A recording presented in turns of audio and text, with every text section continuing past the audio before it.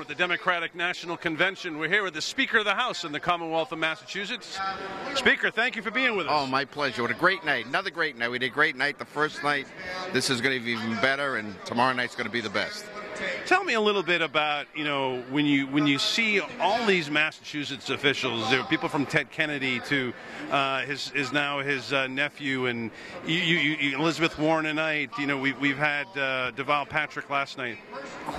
Incredible amount of talent in this state politically. When you look at the history of Massachusetts, it's funny you should say that.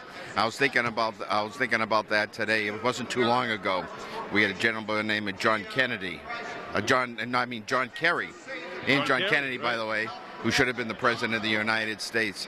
And when I look at it and I saw the governor last night, as you had mentioned, I can only think about the incredible amount of talent that we have in the Commonwealth of Massachusetts, and how proud I feel to be from Massachusetts. I mean, we had Mayor Menino, who spoke, and I think Congressman Frank was going to speak, or maybe speaking as well. So between our state and federal and local, Massachusetts is very well represented. Speaker DeLeo is our guest here, and we're at the Democratic National Convention 2012 in Charlotte. Let me ask you this. One of the things that's happening around the country, we're talking to a lot of people, is the Republicans have tried to come in, and one of the great things is that this democratically controlled body, both in the House and Senate, and obviously the governor, in trying to purge people from the voting lists. As somebody who is obviously understanding about the relationships that we have built over the years with the African-American community, the Italian community was suffering, the Irish community was suffering. This, to me, is just un-American, and we're seeing it in a lot of key swing states that could decide this election. Yeah, we even had a little bit of a problem in Massachusetts. There's been a move afoot to have people show identification before they should be allowed to vote. We've been working very closely with the Secretary of State, Bill Galvin, who's been terrific on this, and just getting the truth out that this is nothing but trying to prevent people from voting. So I think that we here in Massachusetts are on the right path, and we'll continue, as always, to be the leaders of freedom and get people out to vote. A lot of people are looking at the next couple of days, the next day and a half, or if you want to call it that, is the speeches of the president and the vice president on where we are going in terms of alternative energies. The state has developed a lot.